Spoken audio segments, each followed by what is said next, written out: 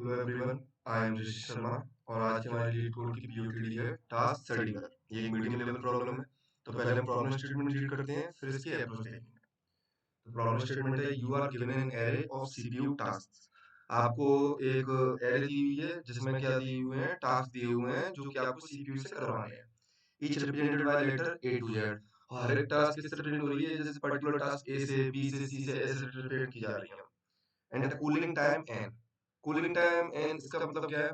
इसका मतलब ये है कि आपने अगर ए टास्क करा दी, उसके बाद दोबारा से अगर आपको ए टास्क करानी है तो उसके लिए आपको पहले बीच में एन मिनट्स के लिए, मतलब एन टाइम के लिए क्या करना पड़ेगा, रेस्ट करना पड़ेगा, तभी आप करा सकते हैं। जैसे एग्जाम्पल के तौर पर मैं थोड़ा बताना चाहूंगा इसको। मान लीजिए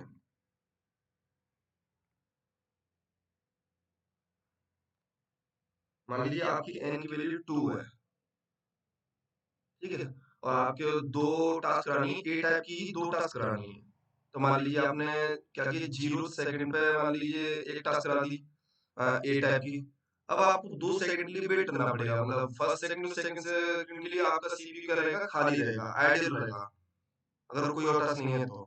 और फिर आप क्या करेंगे, दोबारा से को करा पाएंगे तीसरे सेकंड। तो 2 सेकंड के लिए आपको क्या करना पड़ेगा, वेट करना पड़ेगा, ठीक है। अभी और क्या बोल रहा है, the task can be completed in any order. Task किसी भी ऑर्डर में कंप्लीट हो सकता है, मतलब ऐसा नहीं है कि जिस ऑर्डर में इसमें दी हुई है उसी ऑर्डर में करनी है।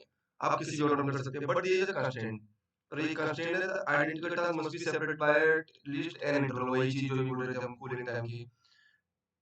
Return the minimum number of interval required to complete all task. अब ये बोल रहा है कि आपको कितना कम से कम समय लगेगा कि आप सारी टास्क कंप्लीट कर पाए ऑप्टिमली। ऑप्टिमली करें तभी मिनिमम टाइम की बात हो रही होगी। तो जैसे मैं एक एग्जांपल लेता हूँ, अभी मैंने बोला था कि ए क्या था, आपका 2 था। आपने कहा था कि अच्छा बीच में यहाँ पे क्या है, दो एम्प्टी, 2 सेकंड के लिए आपका सीपीयू एम्प्टी रह रहा था।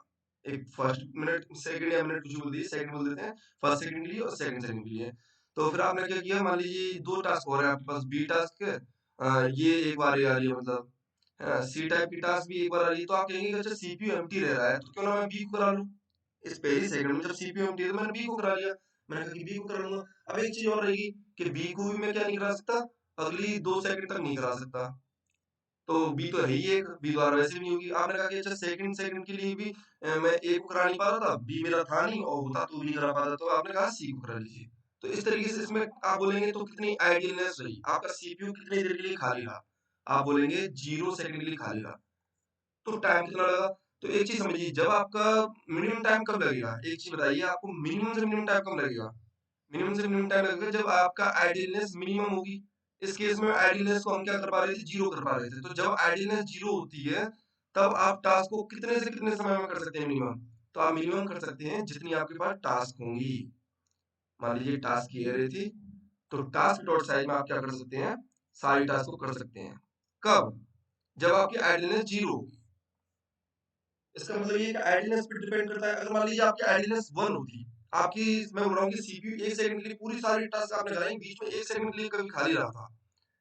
अगर 1 सेकंड के लिए आप बोल रहे हैं खाली रहा था, तो आप इस पूरी टास्क, इन सारी टास्क को कम से कम कितने समय में कर सकते हैं? टास्क डॉट साइज प्लस 1, इससे पहले आप कर ही नहीं सकते। समझ में आ रही है बात आपको?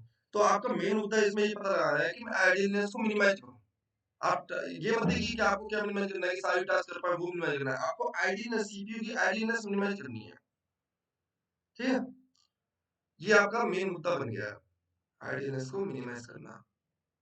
सोचते हैं एक टेस्ट केस लेते हैं, उसके बाद और सोचते हैं कि क्या कर सकते हैं। तो मेरा टेस्ट केस कुछ ऐसा है, मेरे पास टास्क दी हुई है। टास्क टास्क कुछ इस प्रकार है कि आपको मान लीजिए पहले दे दी, अ, अ, मैं बोल देता हूँ, आपको दे दी सी टास्क, ये भी सी टास्क है, बी टास्क, बी टास्क, ए टास्क, ए टास्क, ए टास्क। आपको बोलते हैं कूलिंग पीरियड 3 सेकंड का है, ठीक है। तो आपने कहा कि अच्छा भाई किस तरीके से करूँ, आपने बोला चलो मैं पहले सबसे पहले सी को करा के देखता हूँ। तो आपने सी को कराया। अब आप 3 सेकंड तक सी को तो नहीं करा पाएंगे, 3 सेकंड का गैप छोड़ दिया कि इस समय मेरा ये कूलिंग पीरियड सी नहीं करा पाऊंगा, मैं दोबारा सी को करा पाऊंगा, सी है मेरे पास, ठीक है। अब आप बताइए आप इन 3 सेकंड में क्या कराएंगे? आप बोलेंगे कि अच्छा मैं ऐसा कर सकता हूँ, यहाँ पे मैं बी को करा सकता हूँ, ठीक है। ऐसा करते हैं, थोड़ा और सिंपल करने के लिए कूलिंग पीरियड को अभी 2 सेकंड ही रखते हैं। अभी ये 2 सेकंड। अब आप बोलेंगे यहाँ पे मैं किसको करा सकता हूँ? ए को करा सकता हूँ। आपने कहा क्या मेरे पास सी हो गया? मेरा तीनों भी सी हो गया।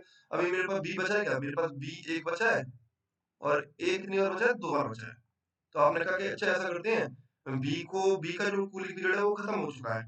तो मैं बी को करा सकता हूँ, ठीक है? मैं ए को भी करा सकता हूँ। मैंने देखा कि अब मेरा बी तो खत्म हो गया बट मेरे पास देखिए अभी भी क्या बचा है? ए बचा है। पर अब मैं ए को कब करा पाऊँगा? ये मुझे 2 सेकंड का गैप लेना पड़ जाएगा, फिर मैं ए को करा पाऊँगा। इस सिचुएशन में आपका आइडियलिस्ट कितनी क्रिएट हो रही है? आपकी आइडियलिस्ट क्रिएट हो रही है 2। क्या मैं उससे और मिनिमाइज़ कर सकता हूँ आइडियलिस्ट को? चलिए मैं आपको एक तरीका और दे के देखता हूँ। आपने मान लीजिए सबसे पहले ए को कराया, ठीक है? उसके बाद आपकी कितनी मतलब क्रिएट हुई आइडियलिस्ट? 2 क्रिएट हुई, फिर आपने ए को कराया। फिर आपने कहा कि अच्छा 2 आइडियलिस्ट और क्रिएट हो जाएगी।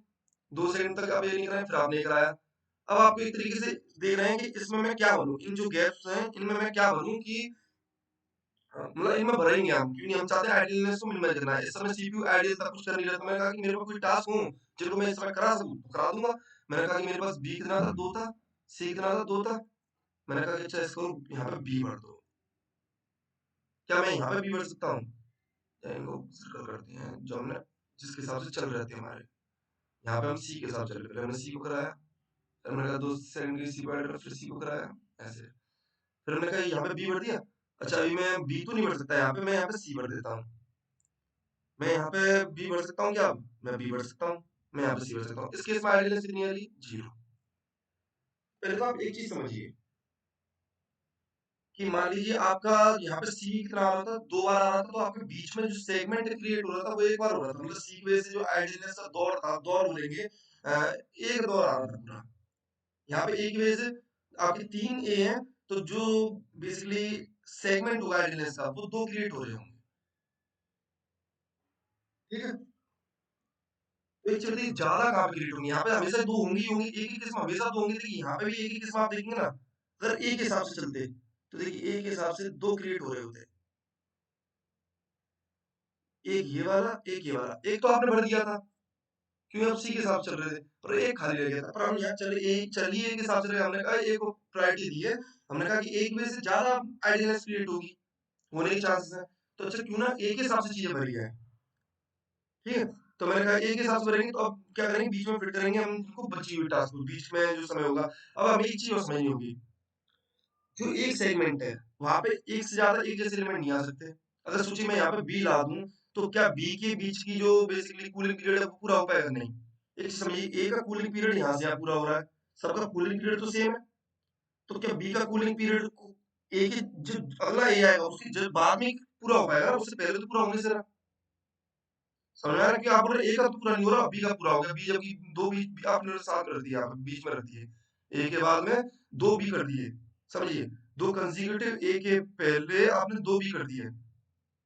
तो वो आप नहीं कर सकते, क्योंकि बी का कोई नहीं होगा। इसलिए हमेशा एक जो नया वो होगा, मतलब कोई भी टास्क होगी, वो हमेशा डिफरेंट उसमें आएगी, सेगमेंट में आएगी। एक जैसी टास्क एक ही सेगमेंट में नहीं आ सकती, क्योंकि उसका कोई पीरियड पूरा नहीं होगा। और हम एक चीज़ और समझिए, हमें चलना किसके हिसाब से है? हमें चलना है मैक्सिमम फ्रीक्वेंसी वाले के हिसाब से, क्योंकि वही मेरे सबसे ज़्यादा सेगमेंट क्रिएट करेगा। सबसे ज़्यादा सेगमेंट मतलब सबसे ज़्यादा आइडियलनेस क्रिएट करने के चांसेस इसकी वजह से होंगे। तो मैं क्यों ना इसकी आइडियलनेस को रिमूव करने की कोशिश करूँ। क्योंकि इसकी आइडियलनेस को रिमूव करने की कोशिश करूँगा, तो जो मेरे पास एंड में इसकी भी आइडियलनेस को रिमूव करने की कोशिश में ऑप्टिमली रिमूव करने की कोशिश करूँ, फिर जो बची होगी, वो तो मेरे पास बची जाएगी, उसको मैं खत्म नहीं कर सकता। जैसे इस केस में कैसे बच सकती थी? मान लीजिए आपके पास क्या थी? ए 3 थे, बी 2 थे, सी 1 ही होता। तो आप बोलते कि ए को भर दिया मैंने, बी सी भर दिया, यहाँ पे बी भर दिया। अब यहाँ पे देखिए सी तो एक ही था आपके पास, ये आइडियलनेस आपकी क्रिएटेड रहेगी। इसको आप खत्म कर ही नहीं सकते चाह के भी। तो यहाँ पे इस केस में आइडियलनेस कितनी हो जाएगी? 1 हो जाएगी। समझ में आया? अब एक चीज़ और समझिए,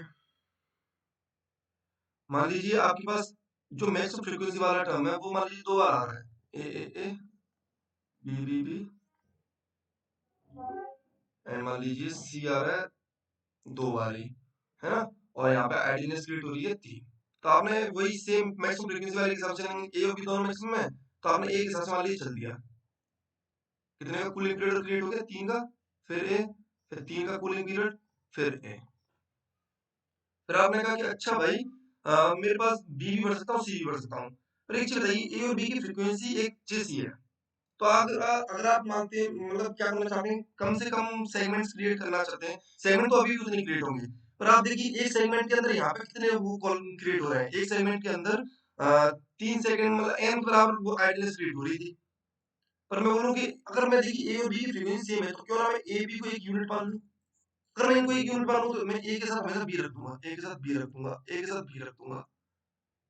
अब देखिए जो आपके पहले n क्रिएट हो रहा था, अब आप ए के साथ बी रख दिया, तो अब आपके कितने क्रिएट हो रहे हैं? n-2। अब आपको ये बनने की n-1।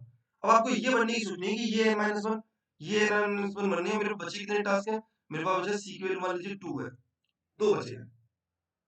तो आपने कहा अच्छा एक यहाँ भर दूँगा, क्या एक सी अगला सी यहाँ भर सकते हैं? बिल्कुल नहीं भर सकते, क्योंकि आप ए बी यहाँ पे था, फिर ए बी, इस ए बी के बाद ही भर सकते हैं, मतलब अगले सेगमेंट में भर सकते हैं, सेम सेगमेंट में नहीं भर सकते। आपने सी यहाँ भर दिया। अब देखिए आपके पास 2 की आइडियलनेस क्रिएट होगी, इसको आप चाह के भी खत्म नहीं कर सकते। ठीक है? तो एक चीज़ हमें समझ में आ रही है कि मैक्सिमम फ्रीक्वेंसी वालों को हम एक साथ कोलैब करके कर सकते हैं। क्यों? हमें पता है कि उस केस में हम हमारे पास उतने बराबर है, मतलब उतनी आइडियल्स तो हम खत्म कर सकते हैं ना। अगर ए बी मान लीजिए ए बी सी तीनों होते 3 बार, तो मैं कहता कि ए बी सी का क्या बनाता, मैं कॉलम बनाता ए बी सी फिर यहाँ ए बी सी, फिर देखता कि यहाँ पे क्या भर सकता हूँ, जो मेरे पास बचे होंगे उनमें से भरूंगा। ठीक है, क्योंकि आइडियलनेस एक तो आपकी सेगमेंट पे से क्रिएट हो रही है, कितने सेगमेंट इस पर डिपेंड कर रही है, और एक सेगमेंट में कितने एम्प्टी हैं, एक सेगमेंट में कितने एम्प्टी हैं, इस पे डिपेंड करेगी। तो एक सेकंड में कितने एमटी है उसको मैं घटा सकता हूँ, जब मेरे पास एक जैसी फ्रीक्वेंसी वाले कई आ रहे हैं, तो मैं कहूंगा कि भाई ये तो हमेशा साथ चल सकते हैं। जितनी भी इनकी अकरेंस होगी, ए की अकरेंस होगी, उतनी बी की अकरेंस है, तो वहां पे मैं एक एक घटा पा रहा हूँ सारे सेगमेंट में। ठीक है, ये चीज समझ में आई। अब बच्चों को सेगमेंट तो आप एक चीज बताइए, मैं इसी केस में देख लीजिए कि आपके पास मान लीजिए आपने मैक्स ऑफ फ्रीक्वेंसी के हिसाब से अरेंज कर दी चीजें। आपके पास मान लीजिए टोटल 2 सेगमेंट थे, एक सेगमेंट में 2 अकरेंस थी, तो टोटल कितने खाली ब्लॉक बचे आपके पास? कितनी आइडियलनेस बची? आपके पास टोटल आइडियलनेस बची, मान लीजिए इस केस में 4 बची। तो अगर आपके पास यहाँ पे बची हुई टास्क 4 होंगी, तो आप उनको ओके करा लेंगे। आप कहेंगे कि अच्छा भाई बची हुई टास्क मेरे पास 4 है, तो मैं उनको करा लेता हूँ। कैसे करा पा रहे होंगे? क्योंकि आपको पता है कि सबसे ज्यादा सेगमेंट तो ये क्रिएट कर रहा था, बाद वाली जो भी है वो उससे कम ही सेगमेंट कर रही हूँ, तो मेरे पास हमेशा एक यूनिक सेगमेंट तो होगा ही होगा हर एक को रखने के लिए। समझ रहे हैं आप? मान लीजिए आपके पास सी और डी होते, तो आपको पता है ए सबसे ज्यादा सेगमेंट क्रिएट करता है, सी और डी कम ही सेगमेंट क्रिएट करेंगे, तो मेरे पास हमेशा एक सेगमेंट तो होगा ही, यूनिक सेगमेंट होगा इनको रखने का। ये ज्यादा सेगमेंट कर रहे होते तो मेरे पास यूनिक सेगमेंट नहीं होता, फिर मेरे को खाली पीरियड देना पड़ता। तो यहाँ पे मेरे पास पहले से यूनिक सेगमेंट होगा इनको रखने के लिए, तो मैंने सी को यहाँ रख दिया, फिर सी को मैंने अगले सेगमेंट में रख दिया। सेम यहाँ पे मैंने डी को रख दिया, डी को अगले सेगमेंट में रख दिया। इस तरीके से अगर आपके पास टास्क ज्यादा होते, मान लीजिए सी 2 है, डी 2 है, ई 2 है, ठीक है, और आपके पास जो बचे हुए मतलब आइडियलनेस है वो कितनी है? अभी भी 4 है। तो आप बोलेंगे ऐसा करता हूँ कि सी भर देता हूँ, फिर डी भर देता हूँ, फिर मैं यहाँ पे सी डी नहीं भरूंगा। क्यों बताता हूँ, इस टेस्ट को समझिए। आप समझिएगा कि खेल है कि कितने मतलब आप गहराई से समझ सकते हैं इनको। मान लीजिए ये ए दिए मैंने 3, 3 बी दिए, 2 सी, 2 डी, 2 ई, और आइडियलनेस कितनी है? 3, 3 है। तो यहाँ तो ए बी एक साथ चल रहे थे, और यहाँ पे 2 क्रिएट होंगे, क्योंकि बी उसमें मर दिया जो एक एक्स्ट्रा क्रिएट हो रहा था। सेम यहाँ पे भी ए बी, ये 2, फिर ए बी, ये हो गया क्रिएट। अब आपने कहा कि मान लीजिए आपने ये सोचा कि मैं ऐसा करता हूँ कि पहले सी भर देता हूँ, यहाँ पे सी, क्योंकि सी 2 है, डी 2 है, ई 2 है। फिर आपने कहा कि यहाँ पे डी भर देता हूँ, फिर अगले सेगमेंट में डी भर देता हूँ। तो ये ऑप्टिमल सॉल्यूशन नहीं है। क्यों? क्योंकि आप अगले में आप ई को कहाँ पे सोचेंगे? ई को सोचेंगे कि मैं ई को यहाँ भर देता हूँ, फिर क्या करूंगा, मैं मेरे को अब क्या लेना पड़ेगा? 3 सेकंड का कूलिंग पीरियड लेना पड़ेगा, फिर मैं ई को भर पाऊंगा। इससे अच्छा आप ये नहीं कर सकते थे कि आपने सी भरा, डी भरा, सी डी तीनों एक साथ सोचिए कि एक साथ सोचिए, तो अब आप ई भरेंगे क्योंकि सी डी तीनों की अकरेंस कितनी सेम है, तो आप सी डी के बाद यहाँ पे ई भर देते, फिर आप बोलते यहाँ पे मैं सी भर देता हूँ। तो देखिए सी के लिए ऑटोमेटिकली अगला जो मतलब डी के लिए कूलिंग पीरियड देखेंगे, तो ऑटोमेटिकली कूलिंग पीरियड उसका अगला सेगमेंट में भर रहे हैं। आपने मान लीजिए डी यहाँ भरा, तो अगला तो छोड़िए, आप अगले की भी अगले में भर रहे हैं। तो कूलिंग पीरियड के बराबर आप क्रिएट कर चुके होंगे, तो आप यहाँ पे डी कर देंगे। फिर आपने कहा कि अब मेरा क्या है, अब मेरा ई है, फिर आप ई भर देंगे। तो ई का भी इस कूलिंग, इस वाले सेगमेंट में ये था। अब ई अगले सेगमेंट में क्या है देखिए, ये इसके बाद अगला सेगमेंट चालू हो रहा है ना, तो अगले सेगमेंट में क्या है। तो आप हमेशा भर पाएंगे, एक चीज समझिए, आप हमेशा भर पाएंगे अगर आपके पास ज्यादा भी है ना, अगर आपके पास इनका काउंट ज्यादा है जितने आपके बीच में सेगमेंट क्रिएट हुए थे, तो भी आप हमेशा भर पाएंगे पीछे वाले ये जगहों पे। किस तरीके से, वो हमने अभी देख लिया कि हमेशा अगर इस इक्वल अग्रेंस दिख रही है तो भाई एक साथ चालू कर दो, C D E, C D E.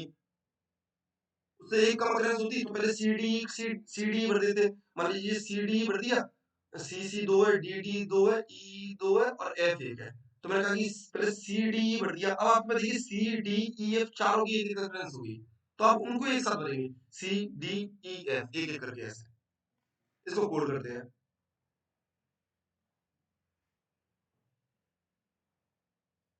तो इसमें हमारे लिए सबसे इंपॉर्टेंट क्या है, सबसे पहले पता लगाना है कितने सेगमेंट होंगे। वो कैसे पता लगेगा आपको, मैक्सिमम फ्रीक्वेंसी वाला एलिमेंट पता लगाना होगा आपको। तो एक वेक्टर दिया है, आप मैक्सिमम फ्रीक्वेंसी वाला पता लगाना चाहते हैं, तो पहले तो फ्रीक्वेंसी स्टोर कर लीजिए हर एक की। तो इंट फ्रीक्वेंसी के लिए मैंने मान लीजिए 26 आई के बना दी। अभी हर एक की फ्रीक्वेंसी 0 बोली है। फिर मैं क्या करूंगा, टास्क से हर एक टास्क को एक्सेस करूंगा और देखूंगा इस हर एक टास्क की फ्रीक्वेंसी कितनी है। इस एक्स में क्या आ रहा होगा, हर एक कैरेक्टर आ रहा होगा इसका, ए बी ऐसे करके।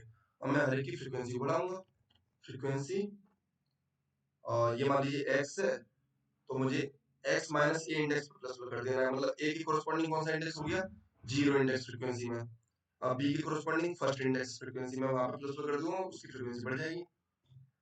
अब आपको क्या करना है, आपको पता लगाना है कि मैक्सिमम फ्रीक्वेंसी कौन सी है, वो कितनी बार आ रही है। कितनी बार क्यों पता लगाना है, क्योंकि आप देख रहे थे ना कि हम कोलैब कर पाएंगे, आप ये पता लगा पाएंगे फ्रैक्चर में कि एक पार्टीशन में, मतलब एक सेगमेंट पर कितने आपके पास ब्लॉक्स हैं। ठीक है, जैसे समझिए ना, आपके पास एन की वैल्यू भले यहाँ पे 3 थी, एन की वैल्यू 3 थी, ठीक है, पर आपका जो मैक्सिमम फ्रीक्वेंसी वाला था वो आ रहा था 2 बार। 2 बार आ रहा था, तो आप देखिए 3 नहीं, आपके एक मतलब सेगमेंट में देंगे तो 2 क्रिएट हो रही हैं, 2 एम्प्टी स्पेस क्रिएट हो रहे हैं, इनको आप नहीं सोचेंगे दूसरे टास्क से। तो आपको ये पता लगाना पड़ेगा कि मैक्सिमम कितनी बार आ रहा है। तो एक तो आप मैक्स फ्रीक्वेंसी पता लगानी है, मैक्स फ्रीक्वेंसी है कितनी, इसको ये आप बोल दीजिए मान लीजिए 0। और मैक्स फ्रीक्वेंसी है कितने की, किसकी नहीं, किसकी नहीं, कितनी बार आ रही है, काउंट, काउंट बोल दीजिए 0। ठीक है, अब इसको करते हैं, और int i equal to 0, i less than 26, i plus plus. तो मान लीजिए आपकी क्या है, आप जिस फ्रीक्वेंसी आपको मिली है, जो भी आपकी फ्रीक्वेंसी है आई की, अगर फ्रीक्वेंसी ऑफ आई ज्यादा है मैक्स फ्रीक्वेंसी से, इसका मतलब ये है कि फ्रीक्वेंसी आई ज्यादा है अगर मैक्स फ्रीक्वेंसी से, तो ये आपको मतलब मैक्स फ्रीक्वेंसी इससे छोटी वैल्यू थी, तो ये पहली बार मिल रही है फ्रीक्वेंसी आई, तो आप बोलेंगे कि अच्छा पहली बार तो मैक्स फ्रीक्वेंसी को मैं अपडेट कर दूंगा, मैक्स फ्रीक्वेंसी किस बराबर हो जाएगी, फ्रीक्वेंसी ऑफ आई के इक्वल हो जाएगी। क्योंकि ये ज्यादा है, इसका मतलब ये पहली बार मिल रही है, पहली बार मिल रही है तो काउंट कितना हो गया, काउंट हो गया 1। ठीक है, else if greater than equal to else if frequency of i equal to max frequency के। इसका मतलब ये मैक्स फ्रीक्वेंसी तो उतनी है अभी भी, पर आपका काउंट बढ़ जाएगा। आपका काउंट क्या हो जाएगा, प्लस प्लस हो जाएगा कि अच्छा ये अब एक बार और मिल चुकी है मुझे। एल्स ये छोटी है, तो कुछ नहीं करेंगे आप, बेसिकली इस केस में आप कुछ भी नहीं करेंगे। ठीक है,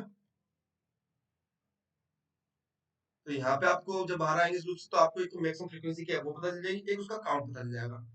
तो मैक्सिमम फ्रीक्वेंसी क्या है, जब आपको ये पता चलेगा कि मैक्सिमम फ्रीक्वेंसी क्या है, तो आप नंबर ऑफ सेगमेंट्स पता लगा पाएंगे हमेशा। जितनी मैक्सिमम फ्रीक्वेंसी होगी, जैसे 3 थी, तो सेगमेंट कितने क्रिएट हो रहे थे, 2, तो आप नंबर ऑफ सेगमेंट्स पता लगाएंगे, int segment equal to max frequency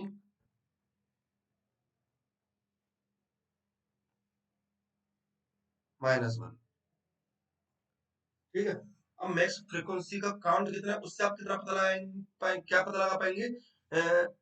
empty पर सेगमेंट, कितने एम्प्टी ब्लॉक है पर सेगमेंट। कैसे? देखिए स्टार्टिंग में एम्प्टी ब्लॉक कितने थे पर सेगमेंट, आप एम्प्टी ब्लॉक ले लेते, आप अगर खाली ए को देखते हैं, ए लेते तो 3 मिनट का कूलिंग पीरियड होता, 3 मिनट या 3 सेकंड का, फिर ए लेते फिर 3 मिनट 3 सेकंड का होता, इस तरीके से। पर आपने बोला कि ए और बी की फ्रीक्वेंसी में, तो बी को मैं इसके साथ लगा पा रहा हूँ, तो मेरा मतलब जो पर सेगमेंट जो एम कूलिंग पीरियड था वो अब एक कम हो गया बाकी टास्क के लिए, बची हुई टास्क जब मैं भरूंगा उनके लिए, तो मैं कहूंगा एम्प्टी इंट एम्प्टी पर सेगमेंट, एम्प्टी पर सेगमेंट निकालना है आपको। तो ये कितना होगा एन माइनस मैक्सिमम फ्रीक्वेंसी वाला का काउंट कितना है, मान लीजिए मैक्सिमम फ्रीक्वेंसी काउंट 2 है, तो हमें ए के हिसाब से चल रही है, पर हमें पता है कि एक एक्स्ट्रा काउंट है मैक्सिमम फ्रीक्वेंसी का, तो हमें उसको कोलैब करना है। उसको कोलैब कहाँ पे कर रहे होंगे आप? इन एन ब्लॉक्स में से किसी में कर रहे होंगे। मान लीजिए मैक्सिमम फ्रीक्वेंसी का काउंट होता है 3, मैक्सिमम फ्रीक्वेंसी एक ही है, और मान लीजिए सी भी यहाँ पे उतनी बार होता, तो आपको पता है कि आपकी बेसिकली ये 3 कूलिंग पीरियड था यहाँ पे। आप कहेंगे कि बी और सी का काउंट भी एक बराबर, तो इनको भी साथ में कोलैब कर देंगे, तो आप अब एक्स्ट्रा 2 को कोलैब कर रहे हैं, तो आप एन में से ही तो घटा रहे हैं इसको। किसको घटा रहे हैं? मैक्सिमम फ्रीक्वेंसी का कितना काउंट है उसमें से एक घटा दीजिए, क्योंकि एक के हिसाब से तो आप चल रहे थे। तो एन माइनस काउंट -1, ठीक है। तो एक चीज बताइए, अगर आपने दोनों चीज पता लगानी कि आपके सेगमेंट कितने हैं, आपके एम्प्टी पर सेगमेंट कितने हैं, तो टोटल एम्प्टी पता लगा पाएंगे आप? टोटल एम्प्टी, टोटल एम्प्टी इन दोनों का प्रोडक्ट होगा सेगमेंट इनटू एम्प्टी पर सेगमेंट,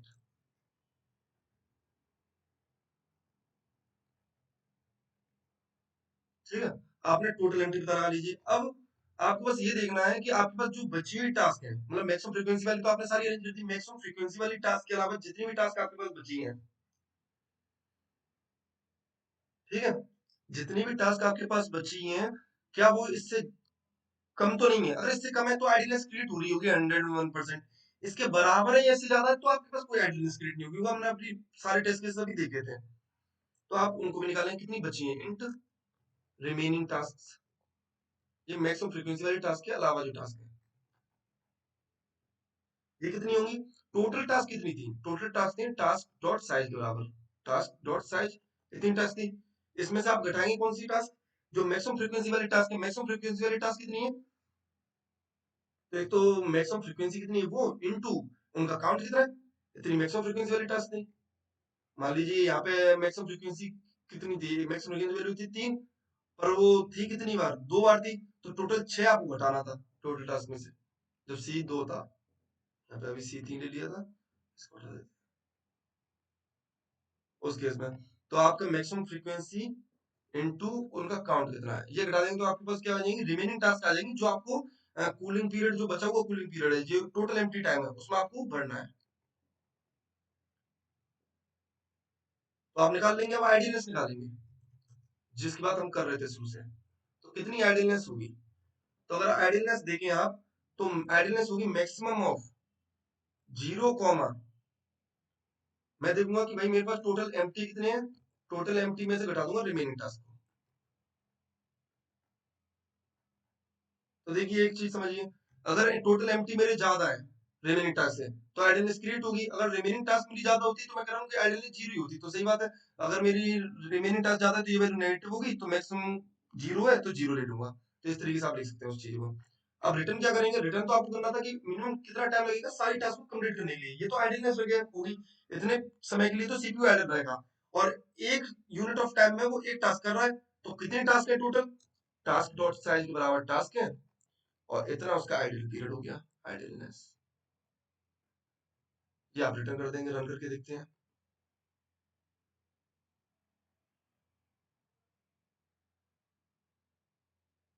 सबमिट करते हैं।